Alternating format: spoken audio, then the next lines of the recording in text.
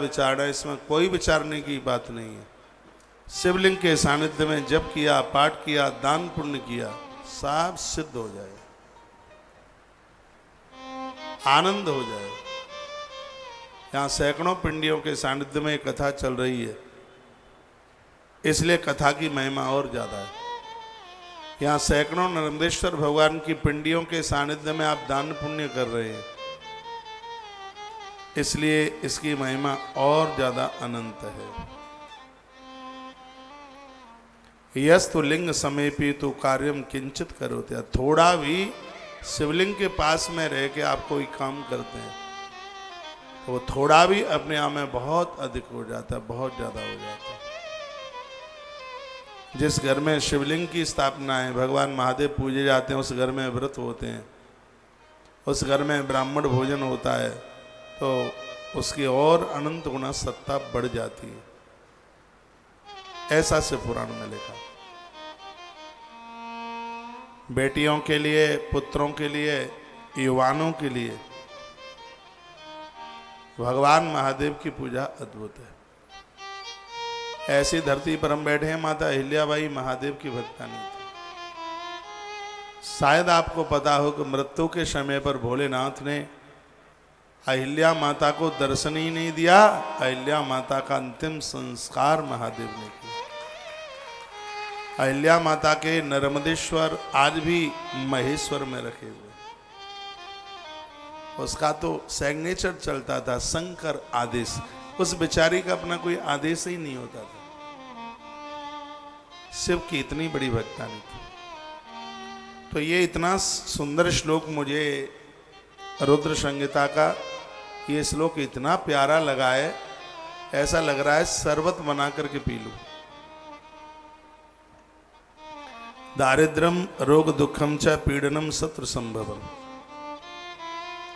किसी के शत्रु तब तक ही रह सकते हैं जब तक वो महादेव से दूर है। गरीबी तब तक ही रह सकती है, निसंतान वो तब तक ही रह सकता है जब वो ईश्वर से दूर है, महादेव से दूर है। पाप उसके तब तक ही बढ़ सकते हैं जब तक वो शिव की सानिध्यता में नहीं है। तो पापम चतुर्विधम तावत धान्ना वर्चते शिवम, तो वर्णन किया गया है इसमें। 4 तरह के पाप होते हैं, मालूम है? नहीं है तो लिख लो। इसमें नंदीश्वर कार्तिकेय को बताते हैं, कहते हैं पाप 4 प्रकार के होते हैं। कौन कौन से हैं? पापम चतुर्विधम तावत, 4 प्रकार के। चतुर्विधम पापम, 4 प्रकार के पाप हैं। कौन कौन से हैं? वर्णन किया। एक है कायिक, एक है वाचिक, एक है मानसिक और एक है सांसर्गिक। कायिक पाप वो है जो आपने शरीर से किया, वाचिक पाप वो है जो आपने वाणी से किया, जिह्वा से किया। जीव से पाप होते हैं, शरीर से पाप होते हैं। एक तीसरा है पाप जो आपने मन से किया, और एक चौथा वो है वो आपने संसार के सहयोग से किया, लोगों के सहयोग से पाप किया। आप पाप करने के लिए नहीं जा रहे थे, लेकिन आपको कोई ऐसा बिगड़ा पुरुष, ऐसी बिगड़ी स्त्री मिली, आप तो बहुत अच्छे थे, लेकिन उसके संपर्क में आकर के आप पाप नहीं करना चाहते थे तो भी पाप कर बैठे। ये सांसर्गिक पाप कहते हैं इसको। ये 4 तरह के पाप हैं। पापम चतुर्विधम तावद वन्ना अर्च्यते शिवम। शर्त यह है कि गलती यदि कोई द्वारा ना करे, महादेव अपनी पूजा से इन 4 प्रकार के पापों को जला करके राख कर देते हैं। मन से हुआ है वो भी, तन से हुआ है वो भी, मानसिक, वाचिक, कायिक शरीर से हुआ है, और सांसर्गिक किसी के मिलने से हुआ है। तो इन संपूर्ण पापों को शंकर जला करके खाक कर देते हैं। उनकी तीसरी आंख है ना, और जब वो तीसरी आंख खोल देते हैं तो कामदेव जल के राख हो जाता है। जब शिव तीसर नयन उघारा, चितवत काम भयउ जर छारा। बहुत जल्दी मैं आपको हनुमत कथा सुनाने को जा रहा हूँ। 2 कथाएं बिल्कुल आगे आ ही रही हैं। एक है नरसीलो भात, जिसको आप कहते हैं अपनी भाषा में मायारा, हमारे वृंदावन में उसे कहते हैं नरसी का भात, और ब्रज की भाषा में उसको आप सुनेंगे। और मुझे लगता है कि उसमें आप मुझे फेल नहीं होने देंगे, सप्लीमेंट्री भी नहीं आने देंगे, हाँ डिवीजन बना करके भेजेंगे। हनुमत कथा तो काफ़ी की है, नरसीलो भात मायरो तो पहले ही बार सो अवसर मिलेगा, होगा भले ही पहली बार, लेकिन लगेगा ऐसा कि 25वीं बार हो रहा है। बहुत आनंद होगा, अद्भुत आनंद होगा। और आनंद की बात यह है कि यह कार्यक्रम हम गुजरात में ही करने के लिए जा रहे हैं। नरसी जी जिधर के हैं उधर ही, तभी तो ज़्यादा आनंद आएगा। 2-4 प्रोग्राम इस वर्ष के बहुत अद्भुत हैं। यदि यहाँ कोई बालाघाट जिले के लोग बैठे हों, बालाघाट जिले में एक तहसील पड़ती है परसवाड़ा, अब के बार शिव महारात्रि हम उधर ही कर रहे हैं।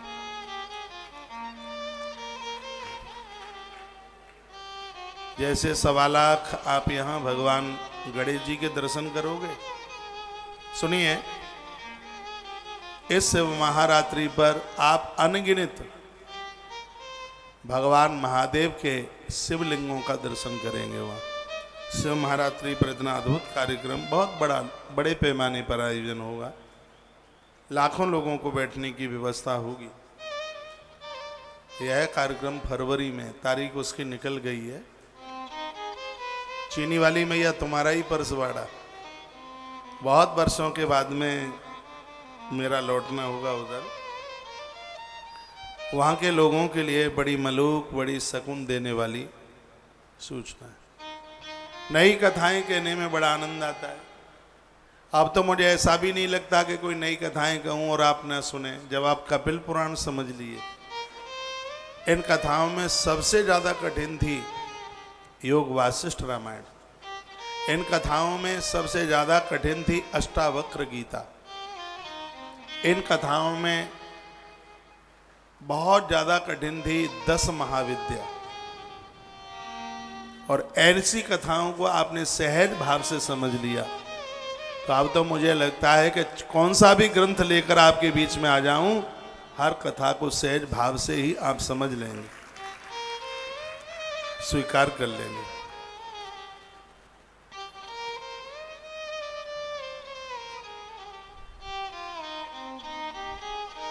एक बार जयकारा लगाइए, बोलो भक्त वत्सल भगवान की, हनुमान जी महाराज की जय जय श्री राधे। एक मैसेज में लिखा है कि पिछले गुरुवार को हमने अभिषेक कराया था। हमारा अभिषेक हो गया क्या? यदि तुम्हें रजिस्ट्रेशन मिला है तो 1000% हो गया। आपने पूछा है क्या पैसा हम जमा करवा दें? पैसा जमा करवाने के लिए कौन मना कर देगा? चाहे कोई भी कह देगा कि जमा करवा दो, यहाँ से कोई फ़ोन आपके पास नहीं आएगा पैसा जमा कराने के लिए। चाहे आपने यहाँ पर सेवा कार्यों में सहयोग किया है, चाहे आपने अपने पूजा पाठ में रजिस्ट्रेशन लिया है, हमने अपनी जिम्मेवारी पूरी की है और कर रहे हैं, और आप अपनी जिम्मेवारियों को पूरा करते रहिएगा। छोटी छोटी राशियां हैं, कोई ऐसे लोड की बात नहीं है। आपके पास अकाउंट नंबर नहीं है तो आश्रम से मांग लीजिए। आपको ही नहीं, मैं सबको बोल रहा हूँ जिनका पीछे का काफ़ी ड्यू हो गया है। आपका तो रूमाल में बंधा हुआ रखा है, लेकिन यहाँ ज़रूरत बहुत ज़्यादा पड़ रही है, तो करते रहिएगा।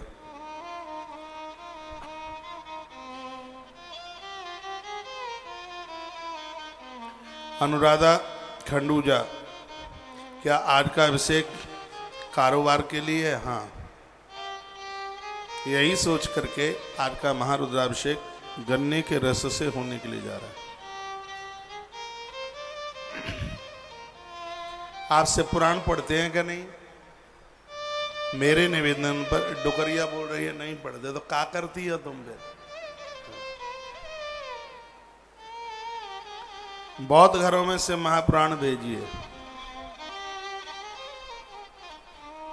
नहीं है तो ले लेना। शिव पुराण एक बार जरूर पढ़िएगा। संपूर्ण माइक है ही नहीं, कितना बढ़िया ऑपरेटर बिठा रखा है। सोई तो मैं कहूँगा माइक इतना बढ़िया क्यों चल रहा है।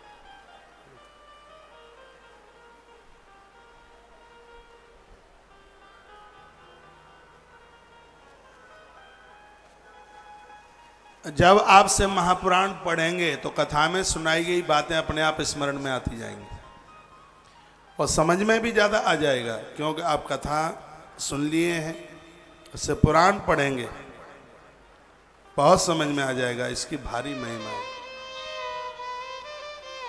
दारिद्र्यम दरिद्रता को समाप्त करना चाहते हो, जिनकी जमीन जायदाद किसी के कब्जे में गिरवी में है, मकान गिरवी में रखा है, प्लॉट पड़ा है बनता नहीं है, भगवान शिव के सानिध्य में भगवान शंकर का महारुद्राभिषेक कीजिए, दारिद्र्यम दरिद्रता नाश हो जाएगी।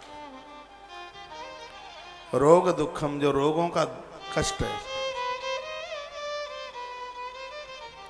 वो रोग बड़ा त्रसित करते हैं, बड़ा परेशान करते हैं। एक कोई बहुत बड़ा पंडित था, बहुत बड़ा वक्ता, इतना बड़ा पंडित था कि जब प्राण प्रतिष्ठा होती तो नारियल रखा जाता था। जैसे ही प्राण डाले गए नारियल के टुकड़े टुकड़े हो जाते थे, चटक के। प्राण प्रतिष्ठा में जब देवता की आंख से पट्टी उठाई जाती है तो शीशा दिखाया जाता है। इतना बड़े पंडित की बात कर रहा हूं, शीशा दिखाते ही हाथ में टुकड़े टुकड़े हो जाते उसके। लेकिन जब उस व्यक्ति का अंत हुआ तो रो रो करके ये कहता था कि मेरी बॉडी में, मेरे शरीर में कोई एक जहर का इंजेक्शन लगा दो, अब मुझसे कष्ट सहन नहीं होता, मैं बहुत ज्यादा दुखी हूं। उसको दुख इस बात का था कि पांडित कर्म से उसने पैसा बहुत लिया, लेकिन उसने अपने दरवाजे पर कभी एक ब्राह्मण को भी भोजन नहीं कराया।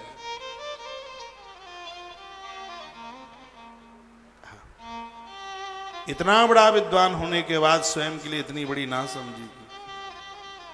और बार बार इस बात को मैं कह करके सचेतन करता रहता हूं, ऐसा जीवन जिए जिसमें आपके द्वारा लोगों का भला हो रहा हो, ऐसा जीवन जिए, ऐसी जिंदगी जिए। क्या सुंदर वर्णन किया गया है। जो जीवन में लोगों को जिमाते रहते हैं, भूखे की भूख मिटाते रहते हैं, अंत में उनको रोग छू पाते तक नहीं है, रोग उसे स्पर्श नहीं कर पाते। क्या कमाल की बात कही है। रोग दुखम, जीवन में रोग का दुख बहुत बड़ा दुख है। पीड़नम शत्रु संभव, दुश्मन का भय है, दुश्मन पीछा कर रहा है, तो तावद अर्चनेत शिवम, शंकर की अर्चना आज से ही आरंभ कर दो, शुरू कर दो, आनंद हो जाएगा। एक चम्मच गंगाजल महादेव पर रोज चढ़ाओ, गंगाधर प्रसन्न हो जाएगा। 6 महीने में तो आप शिव बन जाएंगे, शंकर बन जाएंगे। षड्मास स्वरूपो वही नात्र कार्या विचारणा, इसमें सोचने की बात ही नहीं। 6 महीने की साधना में शिव की साधना पूरी हो जाती, सिद्ध हो जाती है, सिद्धि मिल जाती है। ये बड़ी अद्भुत बात कही गई। संपूजिते शिवे देवी सर्व दुखम विलीयते, संपदते सुखम सर्वं पश्चान् मुक्तिरवाप्यते। वर्णन किया गया है धरती का ऐसा कोई भी दुख नहीं है जो शिव के अभिषेक के बिना, शंकर की पूजा के बिना जो कटते ना हो। यदि किसी का नाम अभिषेक हो, वो कितना बड़भागी है। मैं दिन में 100 बार अभिषेक अभिषेक अभिषेक अभिषेक बोलता हूँ व्यासपीठ से। कल हमारे बीच में बिहार का गया का एक बालक था, अभिषेक मिश्रा, तो उसका मैसेज में पढ़ रहा था, भाई ने लिखा, महाराज जी मैं कितना बड़भागी हूँ, आप दिन में सैकड़ों बार अभिषेक अभिषेक बोलते हैं। मेरे मम्मी पापा ने मेरा नाम अभिषेक रखा है नाम, तो नाम भी ऐसे रखिए जिन नामों को बोलने में भगवान का स्मरण आता हो।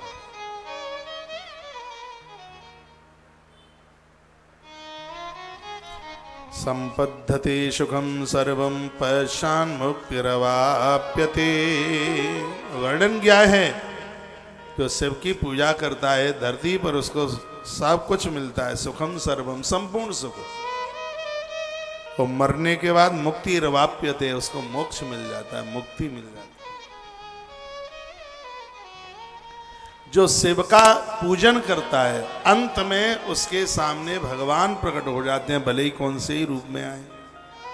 शिव पूजा का इतना महत्व है। रावण जैसा कोई बदमाश भी, इतनी गलतियां करने वाला रावण, फिर भी मरते समय राम जी उसकी आंखों के आगे खड़े हैं, क्योंकि शंकर का पुजारी रहा है। इसने शिव अर्चना की है, शिव आराधना की है। भगवान की पूजा निष्फल कभी जाती नहीं। जब आग पर हाथ लगा करके हाथ जल जाता है, देवताओं को पूजने पर ऐसे ही पाप जल करके खाक हो जाते हैं, राख हो जाते हैं। मुझे बेटियां बहुत सुन रही हैं, तुम्हारे अच्छे घर के लिए, अच्छे वर के लिए गणेश जी की पूजा, महादेव की पूजा, दुर्गा जी की पूजा, नंद नंदन कन्हैया की पूजा, ये वरदान है मृत्यु लोक के।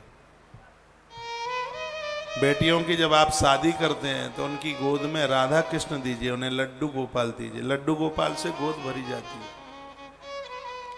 जैसे नारियल से गोद भरी जाती है, गोद भरने का एक सिस्टम। अब हमारे पास उतनी व्यवस्था नहीं है, इन सब चीज़ों में पैसा बहुत लगता है, और हम तो किसी से नारियल का भी पैसा नहीं लेते। नहीं तो गोद भरने का एक ढंग है, एक तरीका है। पति पत्नी दोनों आवे, शादी की चुनरी लेके आवे, वो चुनरी ऐसे कर ले, बिल्कुल ऐसे फैला दे सामने, व्यासपीठ के सामने चुनरी फैला कर, वो पति और पत्नी दोनों चुनरी के नीचे, पति नीचे हाथ लगाए हुए हो। व्यासपीठ से जो गोद भर रहा है वह थोड़े से ड्राई फ्रूट ले ले, थोड़े से फल ले ले, थोड़ा सा नारियल ले ले, थोड़ी सी मिश्री ले ले, थोड़ा सा माखन ले ले, और बन जाए तो लड्डू गोपाल जी की प्रतिमा ले ले।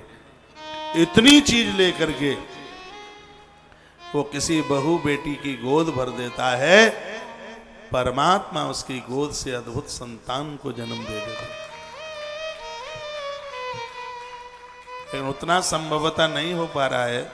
हम यहां से जितना कर रहे हैं, भगवान की कृपा से उसके भी परिणाम बहुत अच्छे आ रहे हैं। जिन भी बहनों को यहां से नारियल मिला है, मंदिर में इस नारियल को, घर के मंदिर में नारियल को इसको रख करके सुबह शाम दिया जलाइए। एक मंत्र मैंने बताया है, ओम क्लीम कृष्णाय गोविंदाय गोपी जनवल्लभाय स्वाहा। इस गोपाल बीज मंत्र का जब तुलसी या फिर इसको बैजंती की माला पर, रिकॉर्ड कर लो ये मोबाइल में, फिर पूछते रहते हैं आप, बैजंती या तुलसी की माला पर घी का दिया जलाकर, पीले वस्त्र पहन करके, पूर्व दिशा की तरफ मुंह करके, सामने लड्डू गोपाल की तस्वीर, फोटो या लड्डू गोपाल जी को रख के, एक कटोरी में गैया का सकोरा मिल जाए मिट्टी वाला तो और ज़्यादा बढ़िया है। सकोरा जानते हैं? सराई छोटी सी आती है मिट्टी की, तो उसमें दूध रख लें, उसमें गौ माता का कच्चा दूध, वह अभाव हो तो गंगा जल ले लें, ये सामने रख लें।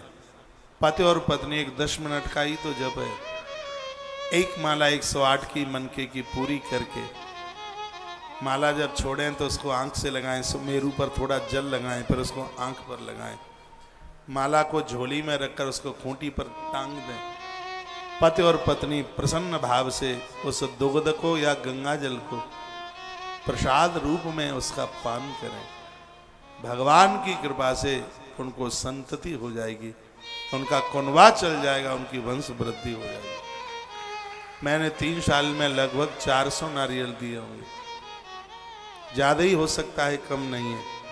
लेकिन मुझे यह भी पता है 200-250 बहनों को संतान भी हुई है जिसने इन नियमों का पालन किया। कल मैं नागदा में था, कितनी प्रसन्न कोई बहन हो रही थी। कहा महाराज जी ये आपकी व्यासपीठ का प्रसाद है, बड़ा चपल है। मैंने कहा व्यासपीठ के माध्यम से हुआ है, कन्हैया की कृपा से हुआ है, तो कन्हैया के तो गुण उसके अंदर आएंगे ही हैं। बच्चे तो सुंदर लगते ही तब हैं जब उनके अंदर थोड़ी सी चपलता हो।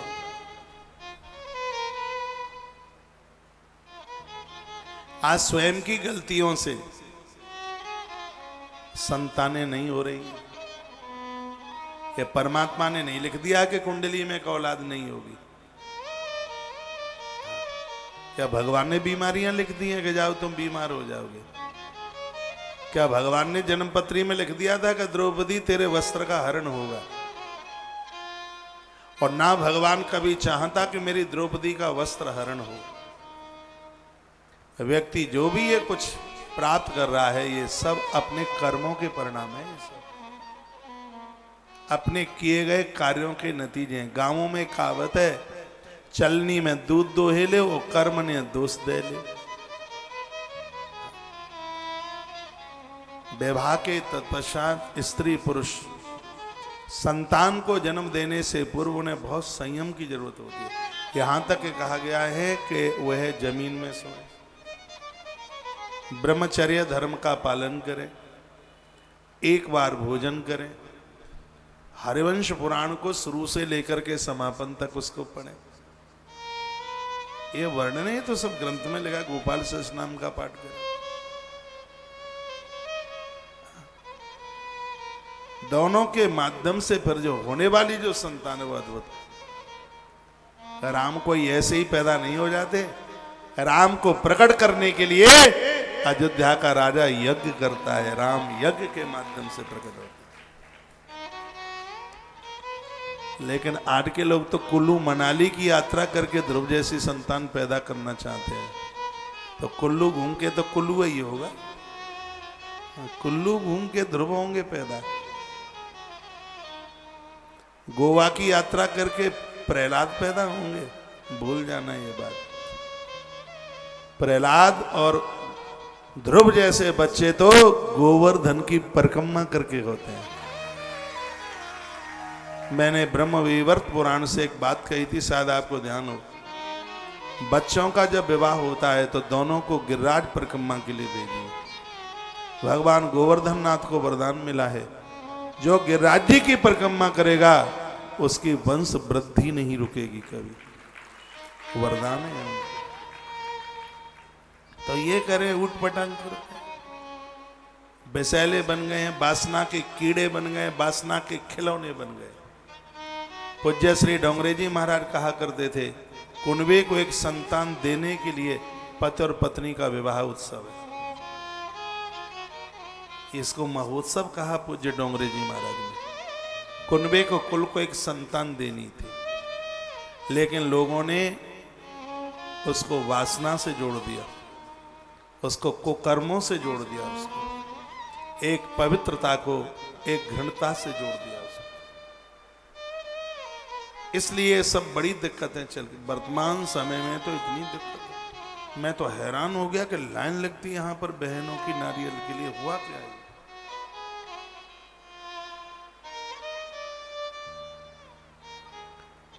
फिर इन देवी देवताओं को कौन माने? बेटी विवाह से पूर्व जितना भी पूजा पाठ धर्म सत्कर्म करती है, यह सब उसके भविष्य के परिणाम में बड़ा सुखद होता है। और कभी कभी ये डुकरियां उस घर की बहू से इतना लड़ती है, क्या भाग्य फूट गया, ऐसी घर में आई जो संतान को जन्म देने के लायक भी नहीं है। इसमें तुम्हारे भी पुण्यों की तो कमी होगी। डुकरिया के पुण्य बढ़ते हैं तभी तो पोते का मुंह देखने को मिलता है, इसलिए भजन तो करते नहीं हो, प्रवचन करती हो जाते।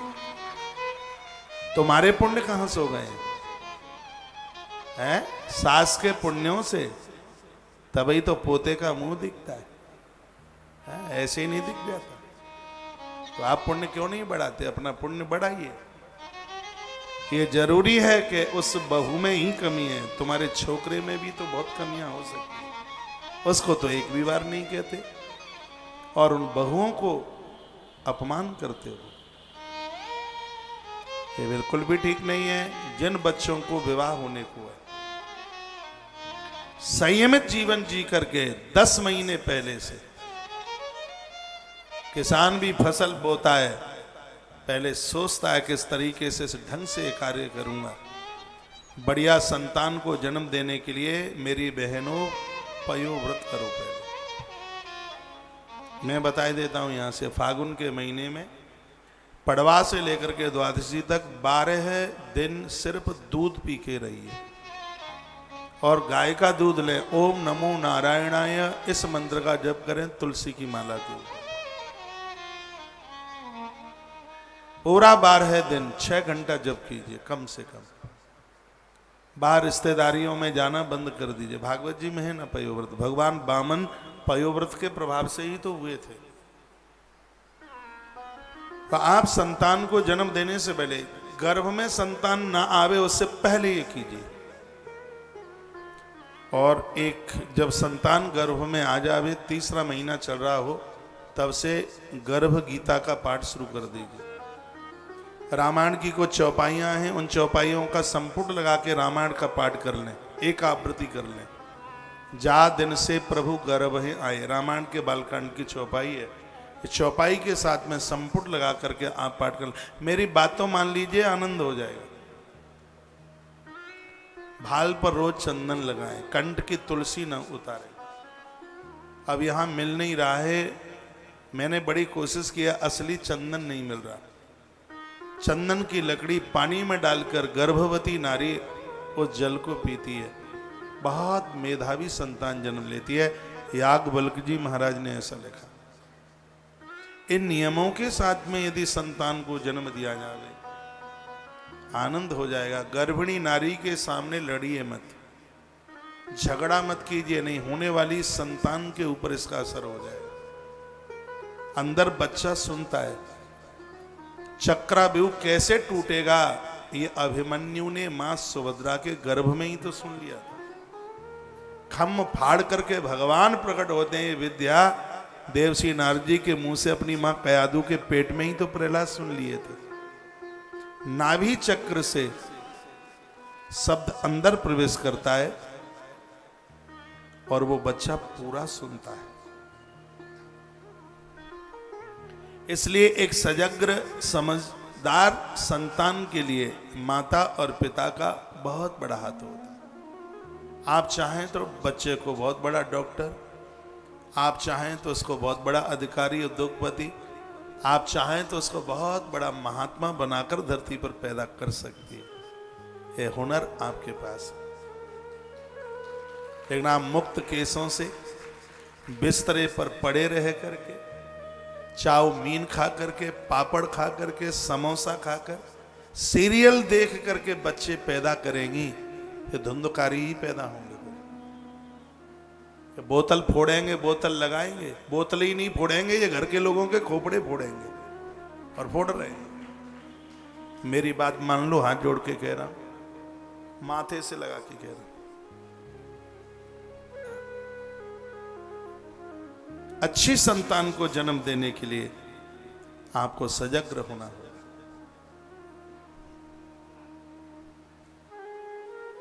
एक हो, लायक हो, जो मम्मी पापा की नाक न कटाए। नहीं तो साहब ज्यादा से ज्यादा आज मम्मी पापा को नकटा करने में लगे, उनको नाक बची ही कहाँ है। बेचारे पड़े हैं, समाज में जा नहीं सकते, लोग मुंह उड़ा देंगे, मुंह बिगाड़ देंगे, कहेंगे अरे भैया रामधनुष तेरी बेटी ने तो ऐसा चौपट कर दिया, जन्म लेते ही मर क्यों नहीं गई। मैंने बोलते देखा लोगों को, तेरे बेटे ने ऐसा कर दिया है? तू तो हम लोगों को मुंह दिखाने के लायक नहीं है। वो ऐसा ही बोलते। और आज ये इतनी बड़ी दुविधा जो हो रही है, अब मम्मी पापा ही भाग करके विवाह करेंगे तो औलाद बढ़िया कहां से आएगी? तो किसको प्रवचन, किसको वो ज्ञान देंगे, किसको सिखाएंगे? एक महात्मा ने एक लड़के को देखा, वो खड़े होके बाथरूम कर रहा था। मैंने खबरदार, तेरे बाप को शिकायत करूंगा, खड़ा होके बाथरूम करता है। तो ले जा करके खड़ा किया तो देखा उसका बाप कौन लगा लगा के बाथरूम कर रहा था।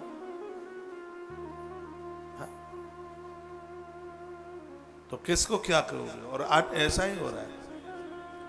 बच्चा सिगरेट पीता है तो उसका बाप तो बोतल लगाता है, क्या सुधारेगा उसको? मैंने तो ऐसे भी लोगों को देख लिया है, बाप ढक्कन खोलता है और बेटा शराब पीता है। आज के युग की ऐसी स्थिति हो रही है। बचा लो कैसे भी। ऋषियों ने बहुत मेहनत की है इस देश के लिए, इस धर्म के लिए। उन्होंने सब अपनी कुर्बानी दे दी। उन्होंने अपने लिए जीवन नहीं जिया। उन्होंने सोचा भी नहीं होगा कि आने वाले समय में हम इस भारत का ऐसा भविष्य देखेंगे। आज ऐसा हो रहा है। वर्तमान समय में देश में दूध की कमी आ रही है और शराब की वृद्धि हो रही है। दूध की बहुत कमी है। दूध दही खाने को मिलता होता तो जीभ नशा मांगती ही नहीं। 25 दिन यदि दूध ना जाए पेट में, दही ना जाए तो व्यक्ति नशीला हो जाएगा। उसका जीवन नशे के बिना नहीं रह पाएगा। इसलिए वृद्धि तो दूध दही की होनी चाहिए। क्या आप सोचेंगे जिस नारी को गैया का दूध घी दही ना मिला हो, क्या वो लायक संतान को पैदा कर पाएगी? है? आप घास लेट के, डालडा के, रिफाइंड के पकौड़े खिला खिला कर बच्चों को पैदा करवा रहे हैं। तो फिर तो रिफाइंड जैसे ही होंगे घास लेट की औलाद। हम लोग देसी घी वाले हैं। मेरी माँ ने देसी घी के लड्डुआ खाए। उसने हमें चाय पी के पैदा थोड़ी किया, सौंठ के लड्डुआ खा के पैदा किया। वह सौंठ के लड्डू जैसे हैं। चाय नहीं पी, पहले जन्म में भले ही पी ली होगी। अपनी बड़ाई नहीं कर रहा हूं, पहले के लोग ऐसे होते थे। माता पिता के पास बहुत बड़ा संयम होता था। गर्भ में है संतान और कुकर्मी आदमी अपनी घरवाली के पास पहुंचता है, उसका बेटा कभी बुद्धिमान पैदा नहीं हो सकता। ये तो हमारे ग्रंथों में लिखा है। ऋतुकाल में स्त्री पुरुष का संबंध चांडालों को जन्म देता है। कौन कहेगा इनको? कौन बताएगा? सब दुख में परेशान है। इतनी दिक्कत भारत जैसी जगह पर रह करके और लोग बीमार। महात्मा चरक कहते थे, मुझे अचंभा लगता है जिस देश में नीम और नींबू हो और उस देश के लोग बीमार पड़े। घोर बीमारी घेर लेगी। ऋतुकाल के दिनों में यदि स्त्री पुरुष का संबंध बनता था, गला फाड़ फाड़ करके कथाएं कहने वाले लोग चिल्ला रहे हैं, कान के ऊपर जूं ही रेंगती है, कोई फर्क ही नहीं पड़ता।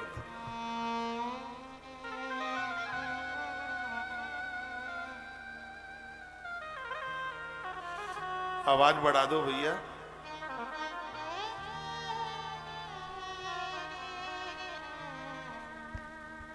एक मैसेज में लिखा है, कितनी गुस्सा आ रही है कि यहां से मोबाइल माइक वाले के सिर में फेंक के मारे। ऐसा मत करना, मैं आवाज ही बढ़वा देता हूं।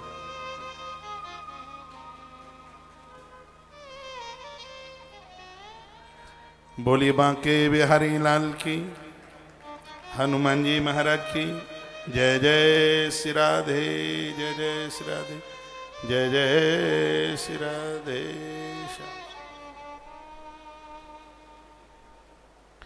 तो आइए मैं यहीं प्रसंग में आ जाऊं। वर्णन किया गया है, कहा गया, ये वही मानुषमा सत्यम मुख्यम संतानत सुखम जो भगवान महादेव का, देवी देवताओं का पुजारी है और ऐसे स्त्री पुरुष संतान को पैदा करते हैं तो उन्हें संतान सुख प्राप्त होता है। वर्णन है स्पष्ट है, ये वही मानस मास्तर देवताओं के आश्रित रहकर सत्कर्म करने वाला व्यक्ति भगवान का बन करके वह अपने जीवन का निर्वाह करता है। संतानतः सुखम, उन्हें संतान सुख की प्राप्ति होती है। बच्चों के ऊपर माताओं के चरित्र का बहुत असर पड़ता है। मां जैसी होगी बच्चे उसको ज्यादा पकड़ते हैं। पिता आकाश की बूंदों की तरह है, बादल की वर्षा, और मां धरती की तरह। माता और पिता में बस इतना ही अंतर है, बादल सदैव नहीं बरसते, कभी कभी बरसते हैं, लेकिन धरती माता 24 घंटे हमें अपने आप से चिपका के रखती है। बादलों को पिता, धरती को मां कहा है। बादल रोज नहीं बरसते, ये तो कभी कभी चौमासे में बरसते हैं, लेकिन ऐसी धरती मां है जो अपने बच्चों को सदैव अपने आप से लिपटा करके, चिपटा करके रखती है। जितना आकाश और धरती में अंतर है उतना ही मां और पिता में अंतर होती है। ये धरती की ऐसी कोई चीज नहीं है जो हमें धरती माता ने न दी हो। मुझे एक भी गिन के आप बता देना जो धरती ने न दी हो। पेड़ धरती ने दिए, अन्न धरती ने दिया, जो भी कुछ भी आप प्रयोग, जो कपड़ा आप पहन रहे हैं ये सूत भी धरती से। ये धागा किससे बना है?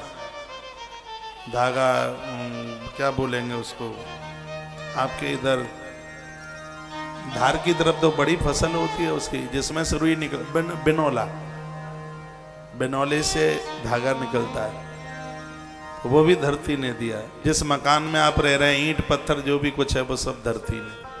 जो आप पानी पीते हैं वो भी धरती ने, अन्न खाते हैं वो भी धरती ने। फिर मुझे ये बता दो, आप सोना पहने हैं वो भी धरती ने। ऐसी है चीज कौन सी जो धरती ने नहीं दी? और धरती पर ऐसी कौन सी चीज है जो मेरी माँ ने नहीं दी? वो सब माँ ने दी। इसलिए बच्चा माँ को ज्यादा ही स्वीकार करता है। बुढ़ापे में बेचारा पिता को लोग अलग कर देते हैं, सगरे बच्चे माँ की तरफ या माँ बच्चों की तरफ, प्राय यही होता है। तो यहाँ कितनी सुंदर बात कही है, जिस देश की माँ धार्मिक होगी उसका बेटा धार्मिक जरूर होगा। प्रमाण है, हिरण्यकश्यप एक नंबर का बदमाश है, लेकिन माता कयादु धार्मिक है, इसलिए बेटा भी धार्मिक हुआ।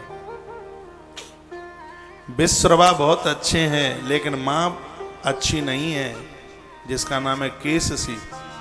माँ अच्छी होती तो रावण की घर घर में पूजा होती, उसके पुतले नहीं फूकते। रावण की माँ अच्छी नहीं थी, इसलिए रावण अच्छा नहीं निकल पाया। बच्चों के ऊपर बहुत बड़ा प्रभाव माँ का होता है।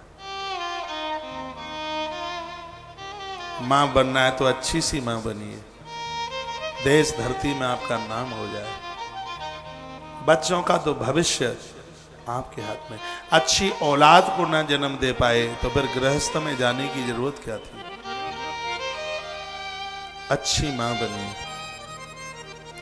और जो देवियां बहुत धार्मिक और पारमार्थिक हैं, संयमित जीवन जीती हैं, संतानतः सुखम, उनको संतान सुख जरूर मिलता है। शिव पुराण गवाही है इसके लिए। संपदते सुखम सर्वम पश्चान मुक्तिर्वाप्यते, धरती के सब सुख मिल जाते हैं। और औलाद इतनी बढ़िया जन्म लेती है, मृत माता पिता की हड्डियों को गंगा जी में वो प्रभावित करते हुए माता पिता को वैतरणी से पार करते हुए मोक्ष दिला देते हैं। ऐसी संतान चाहिए।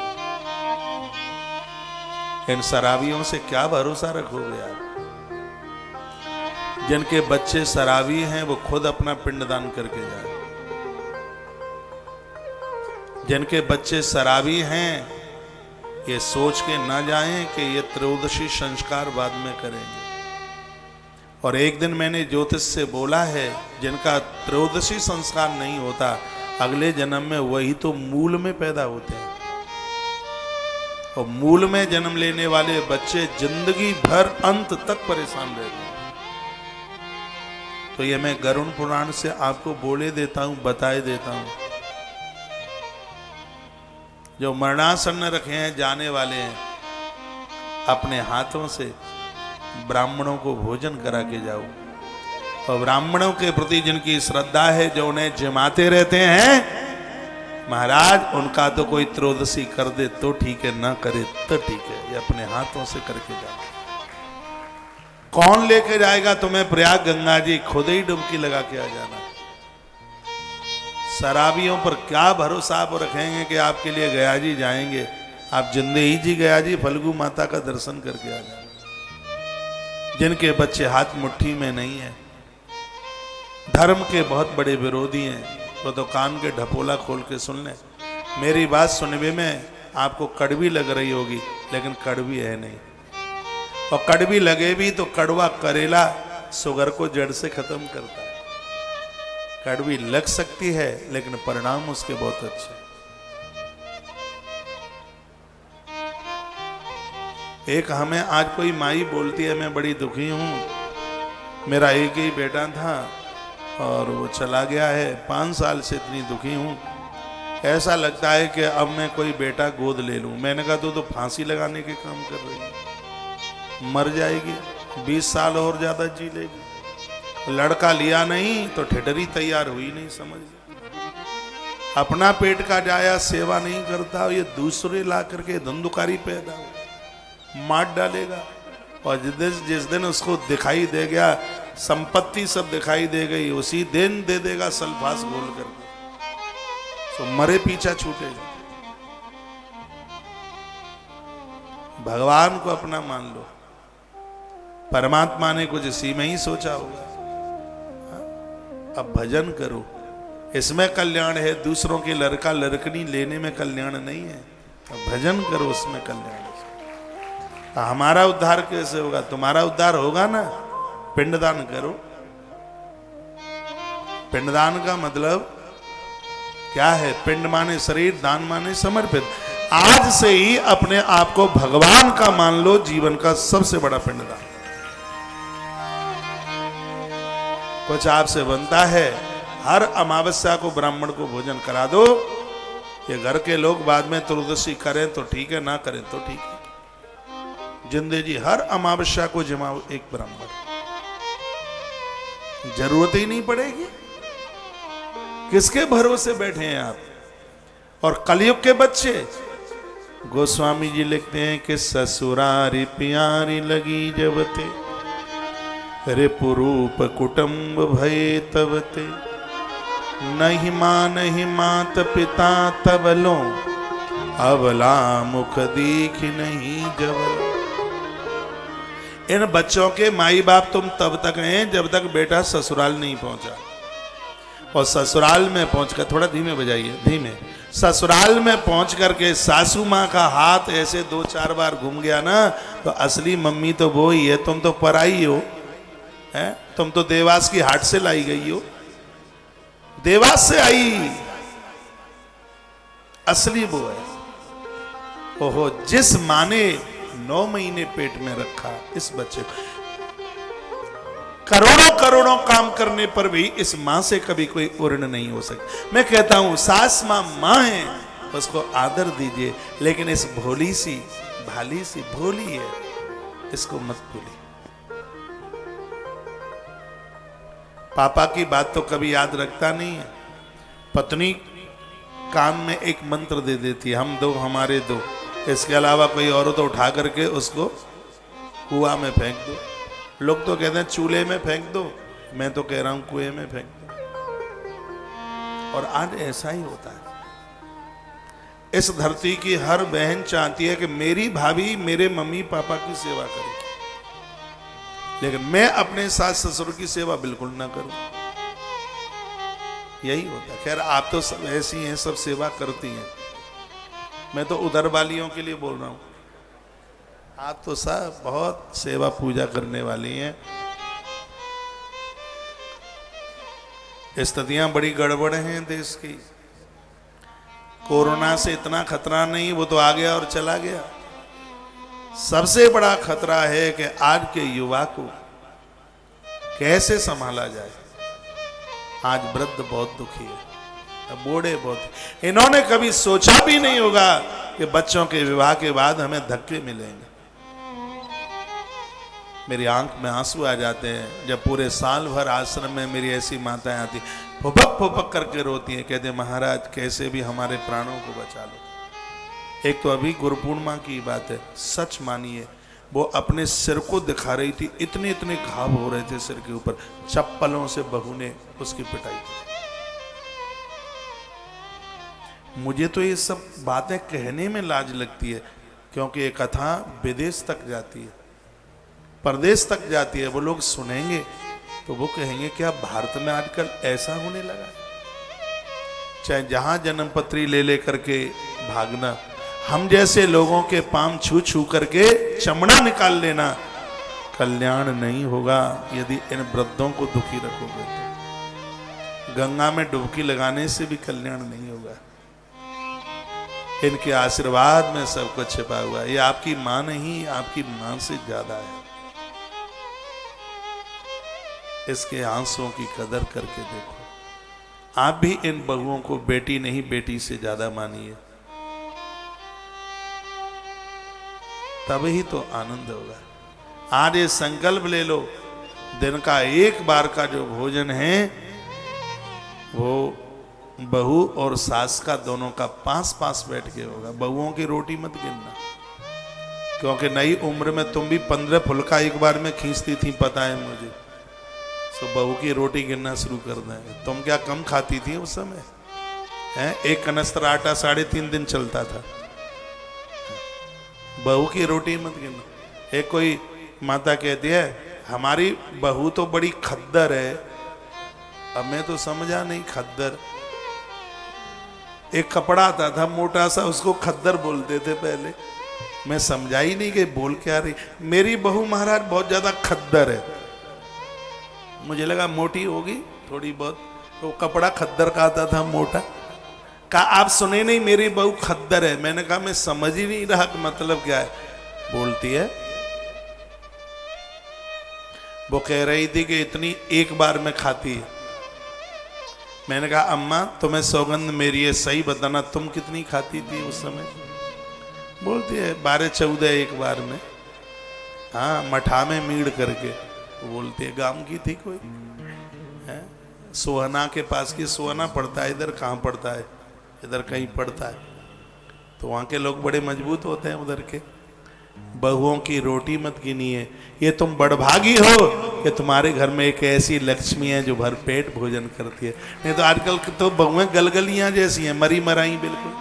पछताई कहाँ है, पेट में जाता ही कहाँ है। उधार बनिए।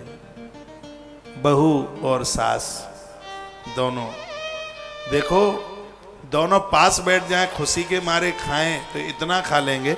हमारे गांवों की कहावत है, पूरी पापड़ी थोड़ी करियो गूजा करना 100। पूरी पापड़ी थोड़ी करी गूजा किए 100, और सास बहू तो जैमन बैठी तो गूजा रह गए 9। हाँ, जब दोनों मिलकर बैठ के खाने को बैठी तो 91 खा गई। पूरा घर 9 में और वो 91 में। पूरी पापड़ी थोड़ी बनाई गूजा बनाए 100, और सास बहू तो जय में बैठी तो गूजा रह गए 9।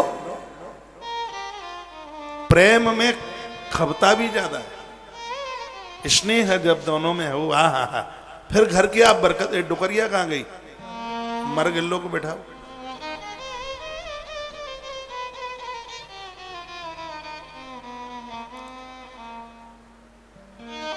डेढ़ साल में 3 बार मरी अम्मा। ये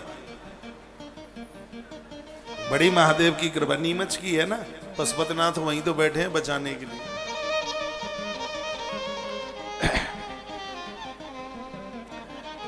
24 घंटे में से एक बार की रसोई आप सब पास पास बैठ के जीमिए। देखो पंजाब में एक बहुत बड़ा साधु है, गुरु नानक देव। उन्होंने 2 चीजों के ऊपर बड़ा जोर दिया, एक संगत और एक पंगत। मेरी बात नुनखरी तो नहीं लग रही आपको? हाँ, तो फिर मैं गेयर बदल दूंगा, चैप्टर बदल दूंगा। तो उन्होंने दो बातों के ऊपर बड़ा जोर दिया, एक संगत और एक पंगत। वो कहते थे आप अपने घर में 10 लोग हैं, 25 लोग हैं, कितने भी लोग हैं, 24 घंटे में से एक बार पास पास बैठिए। देवरानी जेठानी, सास बहू, भाई भाई, चाचा भतीजा, सब पास पास बैठे और एक दूसरे से हृदय की बात कीजिए। परिवार में कभी बिखराव नहीं आएगा, वो बोलते थे। आज की तो स्थिति यही कि एक ही घर में भाई भाई फोन पे बात कर लेते हैं, बाप बेटा फोन पे बात कर लेंगे, आमने सामने नहीं पड़ेंगे।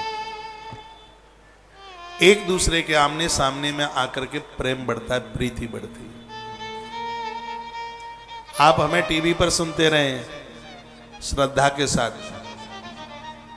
और अभी हम और आप आमने सामने बैठे हैं, तो क्या टीवी पर और अभी के में कोई अंतर नहीं है क्या? है? अंतर होगा बिल्कुल। आमने सामने की तो बात ही कुछ अलग है,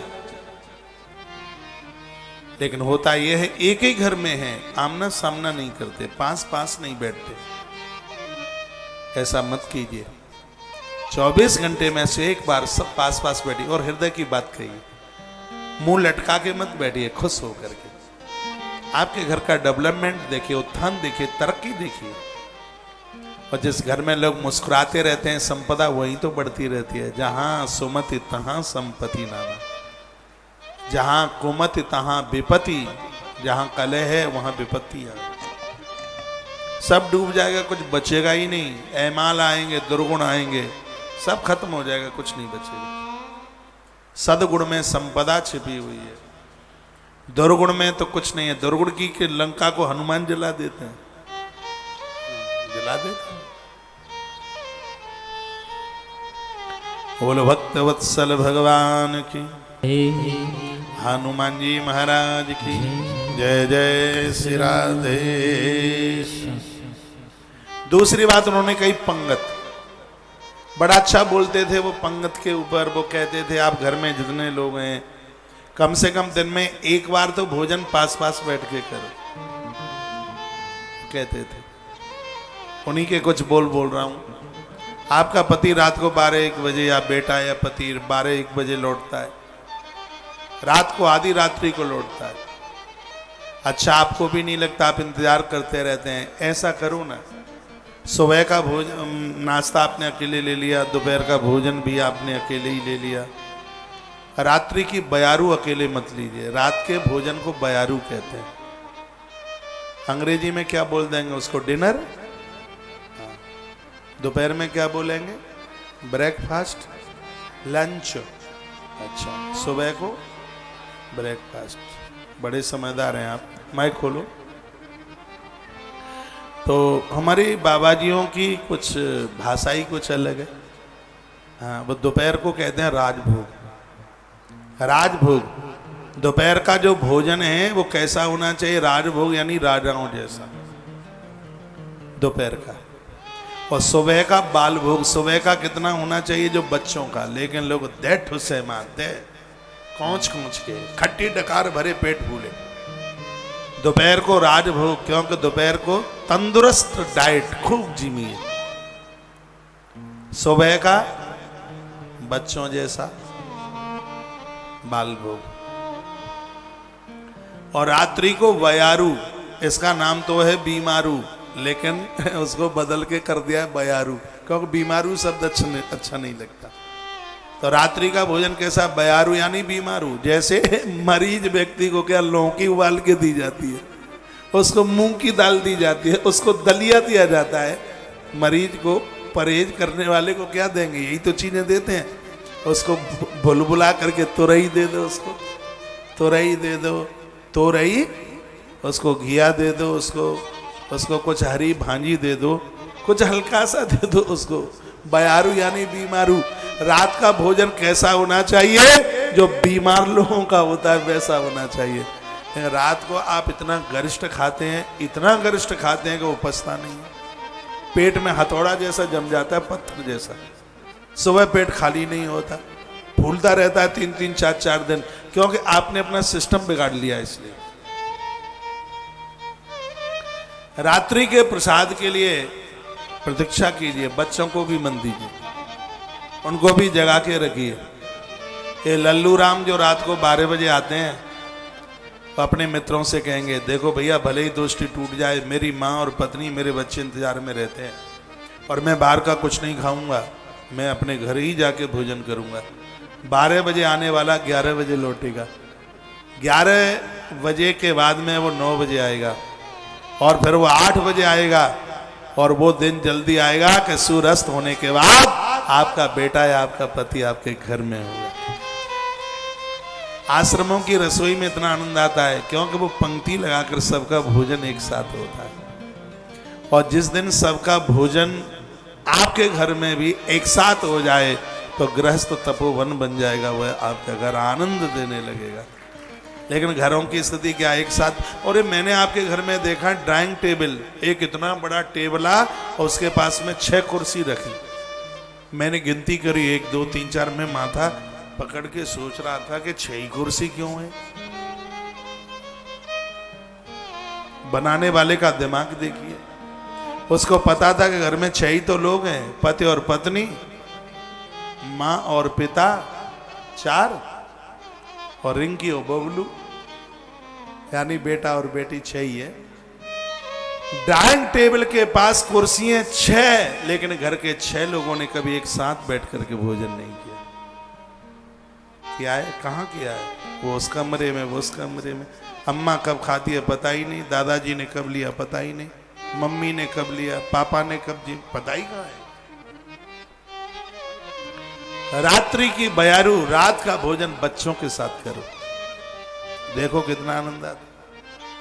पति के साथ करो, सास ससुर के साथ करो, सब इकट्ठे बैठ के करो। हमारे ग्रंथों में लिखा है घोर गरीबी का जन्म हो जाएगा यदि बनाने वाले बर्तनों में भोजन खाया जाएगा तो। कढ़ाई में मत, फुहरिया कढ़ाई में खाती है, वो कुकर लेके बैठ जाती है। 100 आलसी मरे तब एक एक जिंदे हुए, क्योंकि ये मांजने पड़ेंगे, साफ करने पड़ेंगे। इसलिए बनाने वाले बर्तनों में कभी झीमा नहीं जाता, ध्यान रखना इस बात का। हाँ। आपने हड़िया चट्टा देखा? पहले वो कढ़ाई में दूध गर्म होता, तौले में दूध गर्म होता, तो उसमें खुरचन जम जाती थी, तो एक खुरचना आता था लोहे का, ऐसा आता था, वो चद्दर का बना हुआ, उसे यूं ऐसे खुरचते थे। तो वो श्रीमान जी उसी में कढ़ाई में ही लगे, तो उसके परिणाम क्या निकलते मालूम है? जो उस कढ़ाई में उसको चाटता, उसके विवाह में तूफान जरूर आता, पानी गिरता, तूफान आता, पेड़ गिरते। तो लोग क्या कहते, भैया दूल्हा हड़िया चट्टा है, कढ़ाई चाट के आया है, इसलिए इतना तूफान आ गया। जो ग्रामीण लोग बैठे हुए हैं ये उनको पता होगा। सीधी सी बात है, भोजन बनाने वाले बर्तनों में यदि भोजन किया जाएगा तो कोई न कोई मुसीबत जरूर खड़ी हो जाएगी आगे आके। इसलिए इस मर्यादा को बना के रखें। मेरी भाषा समझ में आ रही है आपके में? अब नहीं आ रही है तो मुझे लगेगा आप लंदन में पैदा हुए हैं, भारत में थोड़े ही हुए हैं। सहज भाषा में बात की जा रही है, मैं आपको लौटा के वहीं ला रहा हूं। एक बार मेरी आप बहुत बात मानते हैं तो ये भी तो मान लो। शाम का भोजन पति और पत्नी, माता पिता यदि हैं तो, बच्चे हैं, पास पास बैठ के कीजिए। रूखा सूखा जैसा भी है, पास बैठ के जीविए, आपको सुकून मिलेगा, बहुत सुकून, इतना आनंद मिलेगा। आप स्वस्थ रहेंगे, आनंद हो जाएगा, मन मयूर नाचेगा। अपने गृहस्थ को एक तीर्थ बना दो। मनु महाराज और माता शत्रुपा में कभी लड़ाई नहीं होती थी, ये दोनों के दोनों चरित्रवान थे। तुम पति पत्नी दोनों ही लड़ते रहते हैं। पुरुष बड़े परेशान हैं, पुरुष इसलिए परेशान है, कहीं बेचारे जावे तो घरवाली चौकसी रखती है, किधर देख रहा है। ये पुरुषों के लिए, बेचारों के लिए बड़ी दिक्कत है, बड़ी परेशानी है। और पुरुष भी कम नहीं पड़ते जब वो किसी को फोन करे। लेकिन बहनों भी बड़ी होशियार हो गई हैं, वो अपने आप से, मम्मी का फोन तो आज बहुत दिनों के बाद, भले ही मम्मी मम्मा का किसी का नहीं है, वो पति को बोलेगी मम्मी का फोन तो अब कितने दिनों के बाद आया है। ऐसा संशय क्यों रखते?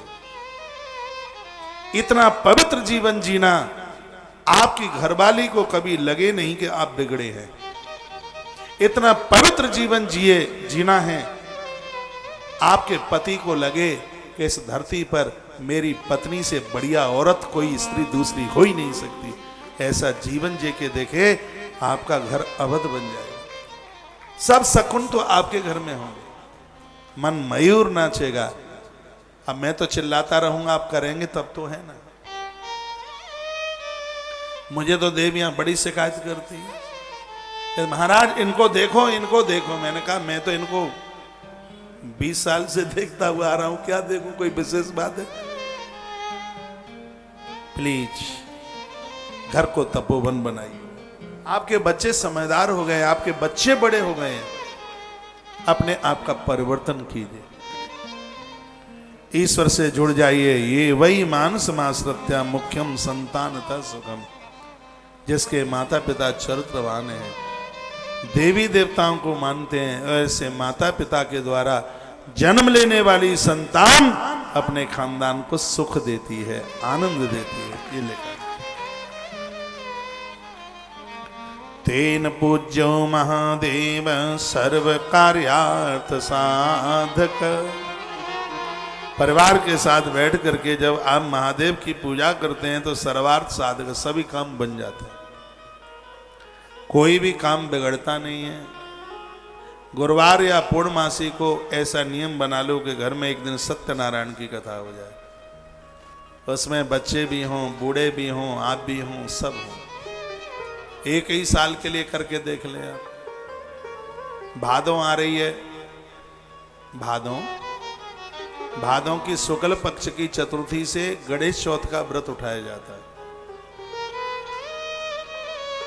भादों शुक्ल पक्ष की जो चतुर्थी चौथ होती है, जिसे गणेश चौथ कहते हैं, 1 वर्ष के लिए व्रत उठा लीजिए और इसको भादों के कृष्ण पक्ष में उसका उद्यापन कर दीजिए। करके तो देख लें, आनंद हो जाएगा, आपको इधर उधर भटकना नहीं पड़ेगा। सगरे काम फटाफट बनेंगे। देवताओं में इतनी महिमा, देवता इतने करामाती है।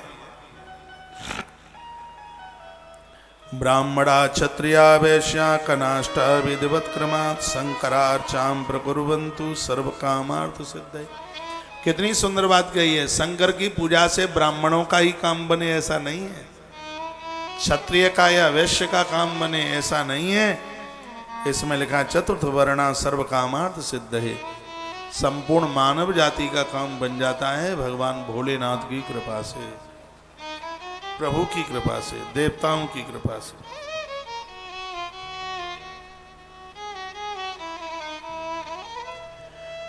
आप यहां तक आए हैं, चिंतामण गणेश जाना, हाँ, अद्भुत स्थान है। गढ़ कालिका जाना, कालिदास जी की माँ है, मेरी और आपकी भी माता है। कभी कुल चूड़ामणि हो गए कालिदास, वो गढ़ कालिका वाली माता की कृपा से। भर्तहरि गुफा जरूर जाना। एक कोतवाल बैठे हैं उधर भैरवगढ़ रोड पे, भैरव ही तो बैठे हैं वो दादाजी के भी दर्शन कराना। कराए, शराब तो नहीं चढ़ाई, नहीं माने होंगे, चढ़ाई, शराब मत चढ़ाना भैरव बाबा को। वो नहीं पीता, सच में नहीं पीता, ये ऐसे ही यूं ही चढ़ाने में लगे उसको। उसको तो आप नारियल चढ़ा दो।